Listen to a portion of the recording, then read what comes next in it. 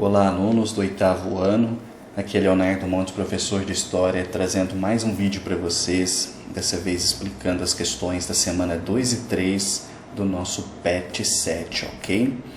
Muito bem. Nosso primeiro tema é o crescimento dos Estados Unidos e a Guerra da Secessão. É um nome estranho, mas eu vou explicar aqui para vocês. Bom, aqui tem um texto, vocês devem ler. Tudo que está sendo perguntado nas questões está aqui no texto, então é importante que vocês leiam. E eu vou fazer aqui um breve resumão, ok? Bom, nesse período aqui, o que acontece com os Estados Unidos? Ele começa a expandir suas fronteiras. Os Estados Unidos hoje é um país gigantesco, mas neste período aqui era um país bem pequeno. Por quê? Parte do que hoje é o seu território pertencia a outros países. Então, eu vou mostrar aqui para vocês. Nós estamos falando aqui do século XIX. Olha só, esse é o mapa dos Estados Unidos hoje em dia. Então, os Estados Unidos, olha, vai desde aqui do Maine, descendo aqui Texas, Novo México, Arizona, Califórnia, Washington, Montana, Dakota. Então, toda essa região que está com o contorno vermelho é os Estados Unidos hoje. Mas olha só como eram os Estados Unidos naquele tempo. Olha só esse mapa. Os Estados Unidos era basicamente isso aqui. Porque uma parte do território, por exemplo, a região da Flórida, ele pertencia à Espanha. Aqui, essa parte do Texas pertencia ao México. Toda essa parte aqui era do México. Essa região que era chamada de Louisiana, ela era da França. E o Oregon da Inglaterra. Então, através de guerras ou de tratados, compras, ele foi anexando esse território e tornando então os Estados Unidos que nós conhecemos. E esse processo ficou conhecido como a busca pelo oeste. Eles estavam então saindo do leste e indo para o oeste.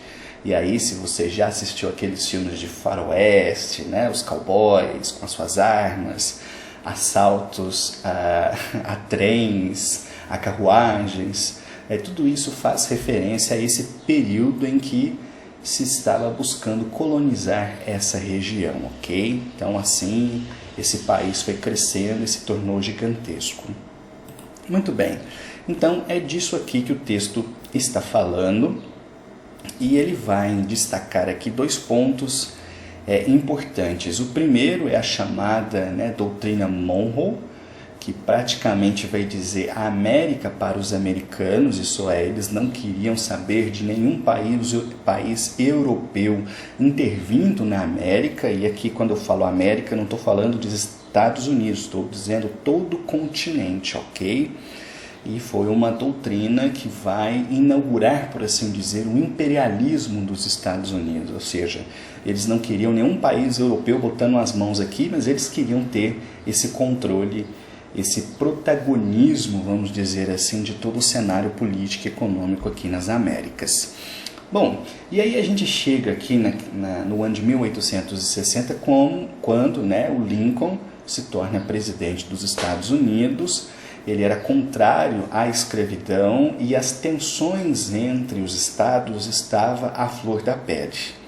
Então, os estados do sul, eles eram a favor da escravidão, eles viviam praticamente da agricultura, e os estados do norte, que eram mais industrializados, eram contra a escravidão. Isso cresce tanto, isso fica uma coisa tão insustentável que vira uma guerra, a chamada Guerra da Secessão. Secessão é o mesmo que separação.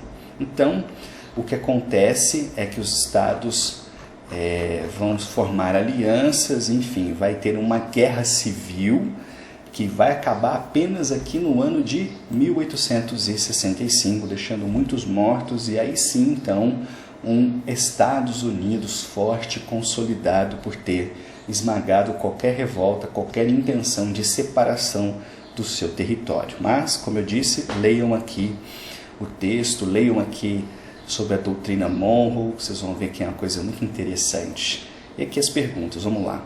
qual era o objetivo norte-americano com a doutrina Monroe.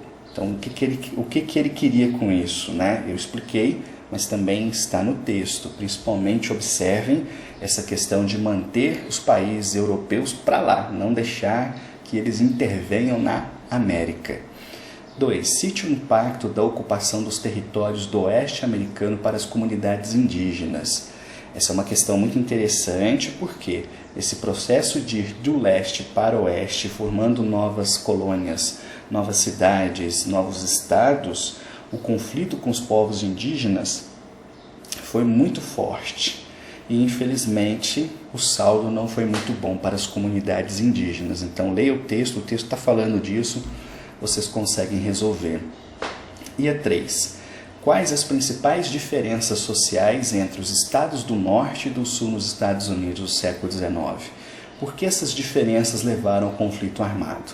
Então o texto também explica, né? Os estados do norte industrializados, os estados do sul ruralistas e com visões diferentes de como manter uma economia, como manter ou para onde direcionar a nação. Tudo isso o texto está explicando, ok? Bom, agora vamos aqui para a semana 3. Aqui o tema já é a consolidação do Estado norte-americano, ou seja, os Estados Unidos se tornando forte como é ainda hoje, né? A maior economia do mundo, futuramente provavelmente será ultrapassado pela China, mas por enquanto é a grande potência mundial, né? E basicamente o que esse texto está falando, né? Que com o fim da Guerra Civil houve um grande esforço em fazer com que o país se desenvolvesse. Então houve uma grande exploração do carvão e do aço. Isso fortaleceu muito a economia dos Estados Unidos. Os novos territórios que foram conquistados no oeste se transformaram em grandes fazendas, em produtores de carne, de leite, enfim, isso dá mais alimento, isso dá mais oportunidade às pessoas, né? Essas terras precisavam ser ocupadas, precisavam ser desenvolvidas. Então isso faz com que durante esse período os Estados Unidos cresçam e prosperem muito fortemente. E ele acaba atraindo olhares de imigrantes, né? Que vão procurar, como acontece hoje, né? Na minha infância, muitos dos meus amigos diziam que o sonho era ir para os Estados Unidos. E ainda hoje muita gente tem esse sonho de buscar uma vida melhor por ser um país mais rico, mas como vocês vão ver, principalmente nessa parte do texto, nem tudo são flores. Mas leia o texto, é curtinho, vale a pena e é muito legal. Agora vamos aqui para as questões. Com base no texto estudado e com auxílio do seu livro didático, responda: por que a vitória dos Estados Unidos possibilitou a rápida transformação da sociedade estadunidense em uma potência industrial? Então, o texto está falando disso lá no comecinho do texto. B. Aponte o impacto negativo da conquista do oeste americano para os nativos da região. Vocês vão ver que é praticamente a mesma pergunta que foi feita na semana 2, mas ok, respondam porque vale a pena frisar, né? Que essa ocupação ela não foi pacífica e acabou acontecendo o extermínio de muitos e muitos povos. C. Cite o fator que possibilitou a rápida integração das comunidades das costas leste e oeste americanas. Vocês vão ver que surge nesse momento uma tecnologia que hoje já de certa forma parece até primitiva, mas que ainda se mostra muito importante e que foi responsável por ligar um lado do país a outro. Que tecnologia é esta? Está aqui no texto. A D. Na sua opinião, a sociedade norte-americana representa uma nação de liberdade e oportunidade aos imigrantes? Então, é uma questão que você deve colocar a sua opinião. Você acha que os Estados Unidos da América do Norte é uma nação que realmente valoriza a liberdade e ela dá oportunidade aos imigrantes, ou seja, quem sai da sua terra para lá viver e trabalhar? E por fim, a questão 2. Você foi informado no texto que os primeiros imigrantes nos Estados Unidos sofreram com a xenofobia e perseguição religiosa. Esse tipo de preconceito ainda está presente na sociedade mundial? Exemplifique. Então aqui você vai colocar a sua opinião, mas fazendo uma análise do mundo. O que é xenofobia? É o preconceito com o estrangeiro. Então aquele que vem de outra terra.